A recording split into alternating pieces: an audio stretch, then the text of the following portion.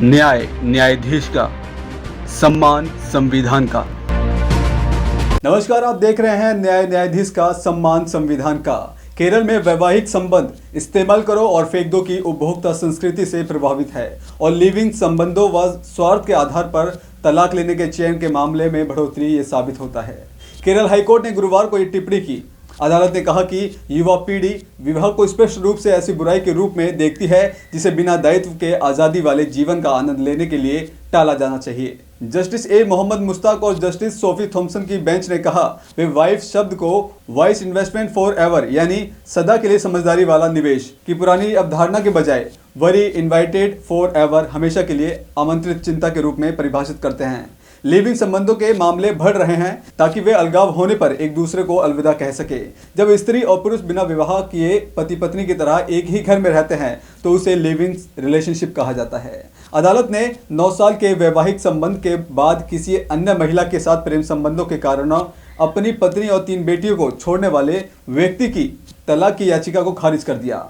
Court ने कहा कि ईश्वर की धरती कहे जाने वाला केरल एक समय पारिवारिक संबंधों के अपने मजबूत ताने बाने के लिए जाना जाता था, लेकिन ऐसा प्रतीक होता है कि तुच्छ या स्वार्थ के कारण वह विवाहेतर संबंधों के लिए यहाँ तक कि अपने बच्चों की परवाह किए बिना वैवाहिक संबंध तोड़ना मौजूद चलन बन चुका है। बेंच ने कहा कि एक दूसरे से संबंध तोड़ने की इच्छा रखने वाले जोड़े, त्यागे गए बच्चे और हताश तलाकशुदा लोग जब हमारी आबादी की आधी जनसंख्या हो जाती है तो इससे हमारे सामाजिक जीवन की शांति पर निस्संदेह प्रतिकूल असर पड़ेगा।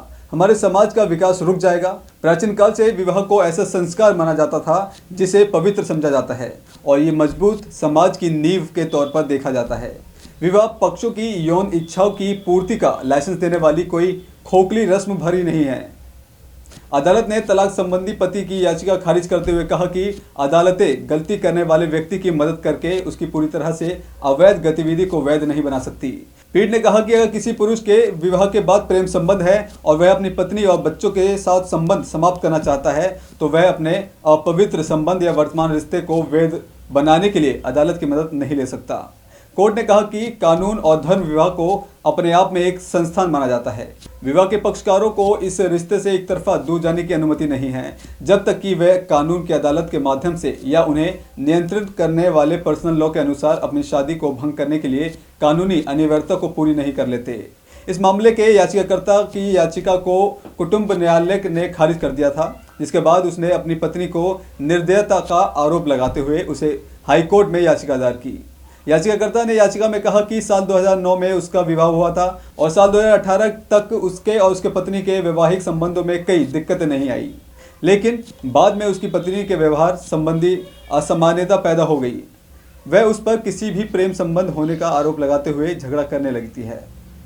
कोर्ट ने ये कहते हुए इस दावे को खारिज कर दिया कि जब पत्नी के पास अपने पति की ईमानदारी व निष्ठा का शक करने का तर्कसंगत आधार होता है, अगर वह इस बारे में केवल सवाल करती है या उसके समान अपना गहरा दुख व्यक्त करती है, इसे असामान्य व्यवहार नहीं कहा जा सकता, क्योंकि ये किसी सामान्य पत्नी का प्राकृतिक मानवीय व्यवहार है। याचिकाकर्ता के अन्य सभी संबंधियों ने भी समर्थन किया। याचिकाकर्ता के रिश्तेदार ने कहा कि वह अपने पति और परिवार से प्यार करने वाली है, अच्छे व्यवहार वाली महिला है। अदालत ने कहा कि उपलब्ध तथ्य और परिस्थितियां स्पष्ट रूप से इस बात की ओर इशारा करती है कि 2017 में याचिकाकर्ता के किसी अन्य महिला के साथ प्रेम संबंध हो गए थे।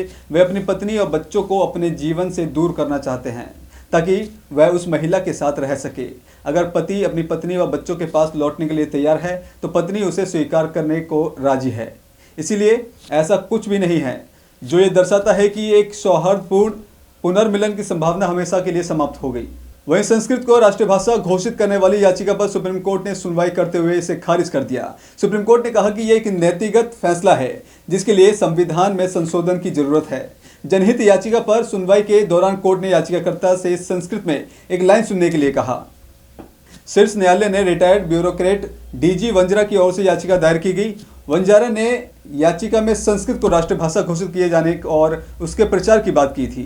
इस पर जस्टिस एम.आर. शाह और जस्टिस कृष्ण मुरारी की बेंच ने कहा कि यह नीति निर्णय के दायरे में नहीं आती। इसके लिए भी संविधान में संशोधन की आवश्यकता है। किसी भाषा को राष्ट्रभाषा घोषित करने के लिए संसद में रिट जारी नहीं किया जा सकता। साथ ही कोर्ट में वंजारा ने पूछा कि भारत में कितने शहरों में संस्कृत बोली जाती है। बेंच ने पूछा कि क्या आप संस्कृत बोलते हैं? क्या आप संस्कृत में एक लाइन बोल सकते हैं या आपकी रिट याचिका की प्रार्थना या संस्कृत में अनुवाद कर सकते हैं?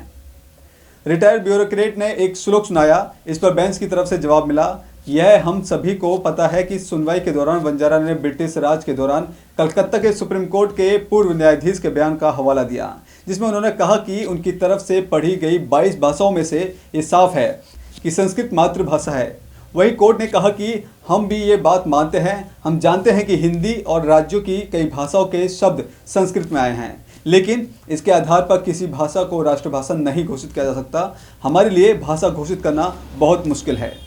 न्यायाधीश के इस प्रोग्राम में केवल इतना ही। देखते रहिए W2S न्यूज़, एक भारत। न्याय न्यायाधीश का, सम्मान संविधान का।